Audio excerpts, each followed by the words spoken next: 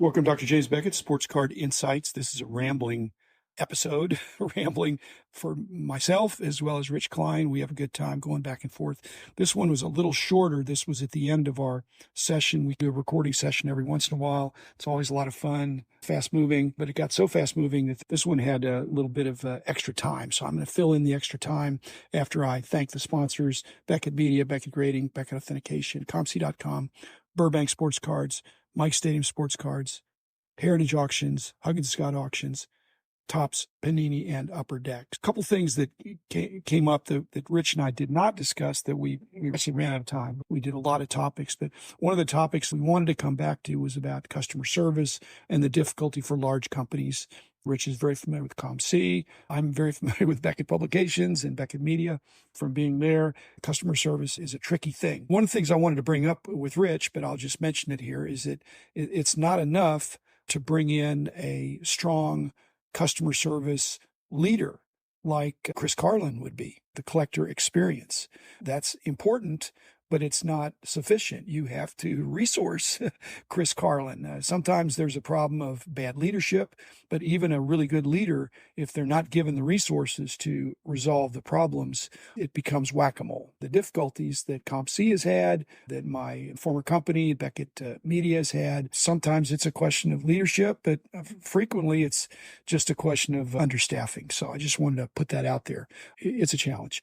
Next was one we didn't get to, which I think I know what Rich would think, and this is from U.S. Sports Cards writing in, hoping his best case scenario is that as the card companies, which includes Panini, obviously, Fanatics, Upper Deck, as they expand into more eclectic and non-sports cards products, he is hopeful that would lower the pricing on some of the baseball and other sports card products. I'm not sure it works that way. I would like to think it worked that way, but a lot of times the price is the price. So it's not just about cost plus pricing. When Upper Deck is doing hockey, they're going to sell the hockey for what they can sell the hockey for. If they do some other trading card games and other kinds of non-sport products, I hope they're going to try to price them fairly as well. You don't want it to be an instant sellout because otherwise you priced it too low, and you don't want it to be sitting on the shelves either. So the people I know at the card companies really see that as an important part of it. So sorry, U.S. Sports Cards, I don't think that's going to lower the pricing, although that would be my hope too, and Rich's as well. Lastly, I haven't heard very much about the 7980 O-Pee-Chee case of hockey cards that had a hiccup when the auction was over. And so I wanted to get into that, but I'll just ramble about it without Rich. And that is that there's a problem there. Obviously, if somebody pays partially but not all, I don't think you can release the product, the case. But what I want to get at is that it may be that the case is worth more as a case than it is broken up.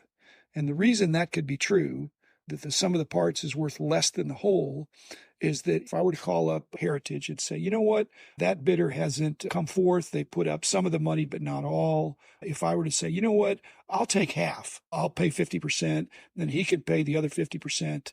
And then we claim it, unless we were going to jointly own it, we have to break out the case.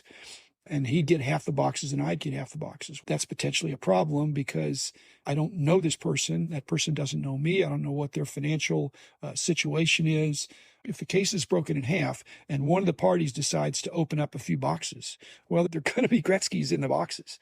So you open up a few boxes, you get some Gretzky's, you immediately turn them in for grading.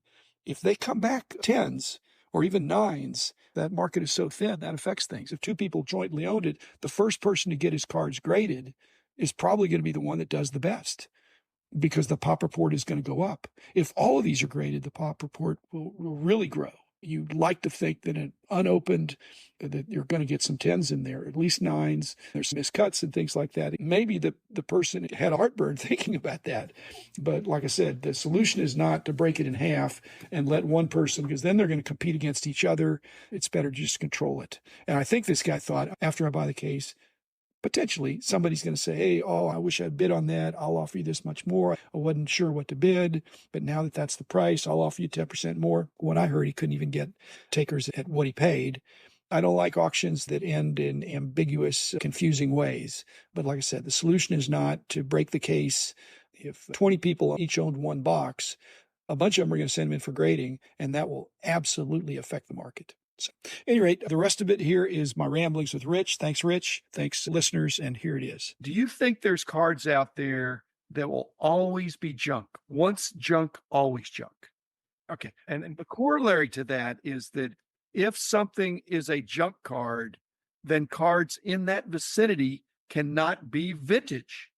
I think everybody has a different definition of vintage. What's funny is vintage may skip the overproduced card era. Oh, okay. So this is an asterisk. You're saying vintage could go up to 2000, but it's I've had from people come to me 87 and to says, "Do you have any 93? vintage basketball inserts from the 90s?" I've had people ask me that, and they call it vintage basketball inserts from the 90s.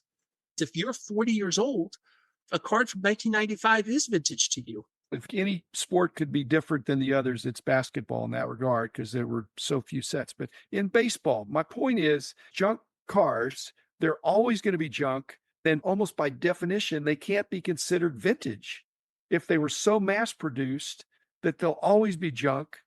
Now, something before that could be vintage. And something after that, would you consider 93 finest vintage? I think finest refractors vintage, the 231 perceived to be the quantity produced. By 1997, we have 101 cards. So we have 96 select certified mirror gold, a print run of 30. You can start hitting vintage in the 90s and you just skip the 80s. You skip 88 dollars, 89 dollars. I don't think you'll ever have really vintage. But a Griffey, maybe. Griffey is an iconic player. Speaking of that, let's think for a second. Will Griffey always be the most popular player from that era? Or will somebody overtake him that have maybe better stats like Barry Bonds? As the years go on, we start looking at numbers more than we look at our memories, how much we enjoyed watching Griffey play compared to Bonds. Or as Brian Gray would say, would we always prefer Griffey because there's enough film of him out there and we can see the joy he had playing baseball where we never quite saw the same joy from Barry Bonds. So will Barry Bonds ever outdo Griffey? Will he ever be better than Griffey is a card? We got to be careful saying that the way it is the way it'll always be, even though I just said that about the junk wax. Yes, you just said that. It'll always be junk wax. Griffey right now, it's hard to see Barry Bonds overtaking him unless people have no video, no personalities, nothing other than looking at the raw stats. But it could happen. Eventually, this was always one of Bill James' points. Eventually, the numbers take over from the memories. We're still in an era where many of us saw Griffey. Yeah. Many of us collected Griffey's cards. He was the one for many years. And Barry Bonds, even when he hit 73 homers, was never really the one. Griffey was the one. McGwire and Sosa, McGwire became the one for a while. Bonds never really became the one, but he's the one with 760 career homers. We'll see. We just don't know. Do we honestly think that Barry Bonds will never be in the Hall of Fame? I'm not willing to say that. I think he will be in the Hall of Fame eventually. Barry Bonds is the unique situation. Before any of the steroid allegations, he was a Hall of Famer already. Even if you threw out the last 8 years of his career, he's a Hall of Famer. That's why I think eventually the numbers for Barry Bonds will put him into the Hall of Fame. By the way, Barry Bonds is now a very dedicated cyclist and in some of the best shape of his life. Which is saying a lot because this is his third different shape, Rich. Yes. It's his third different shape.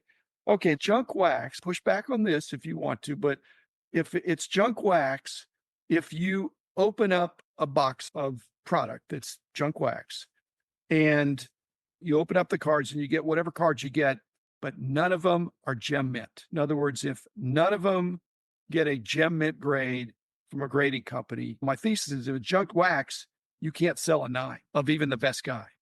I think it depends. I'm sure I'd sell a 9 of a Griffey rookie. No, that makes 89 upper deck not a junk wax. But I can sell $89 Griffey's 9 too. I know that. You're saying $89?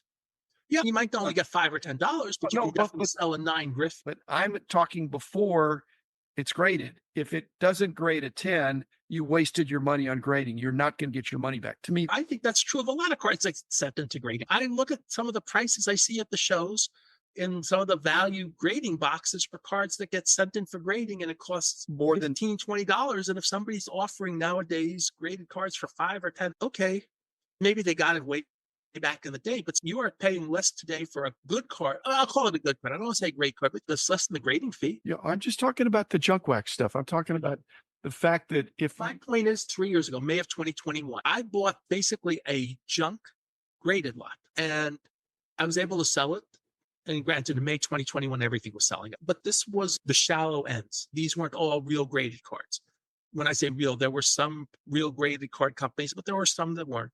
Eventually, I got to write up a slip about how much I was selling the cards for, and that the cards started really doing well. And then the next day, somebody bought every one of my cards. It worked out very well. Actually, one of my better one-day flips, where I sold some the first day and then somebody bought the rest the second day, and I didn't have to take them home. But a lot of these cards were overproduced era. And nowadays, you couldn't get those cards. That's after it's been graded. I'm saying that if you were to buy a box of 89 Donruss and you noticed that it had been dropped on the corner, so it's got some corner dings, you would know there's no chance I'm going to get 10s there. And so I open it up and send it in for grading and make money because I can't. It depends how much you pay for. No. Women out of opening the box. If you got the box for free, you should not open it. It's worth more unopened than opening it and then thinking, I'm going to have to transact these individual cards. That's my definition of junk wax. It's not worth opening because even I'll push back in saying you can open it. You like opening packs. You're opening 89 Donruss packs. You may not be opening them because of the value. You may be opening them because you were 10 years old in 1989 and you just want to go back to being 10 years old again. Or you remembered when life was easier as a dealer and you didn't have to know about comps and all you had to know was what the Beckett price was for a card. I don't have that same problem. You may be misreading your question, but my point is, what's the difference? You're pointing out a different angle. I'm pointing out a different angle. Enjoyment, but I'm just saying, I'm trying to bring it back to the definition of junk wax. Junk wax doesn't mean you can't open it and enjoy it. It just means it's not profitable. If you grade it, unless they are absolutely pristine. And not only that, it's got to be pristine of a Griffey rookie. But if it's not, if it's just nearly mint, you lost money on the grading fee. I understand that. And I'll say that's true of the singles too at bulk prices. Pre-pandemic, the standard price for bulk overproduced error cards were 10 for a penny. It may be 5 for a penny nowadays. But if you're paying 10 for a penny, well, the cards aren't worth very much. So on that level, I think we're in agreement. I don't know if the graded part of the angle means anything either, other than maybe sometimes you just want to get the card graded. Some people are actually looking for a card in every grade of a player. There's some strange things out there. That's the shallow end.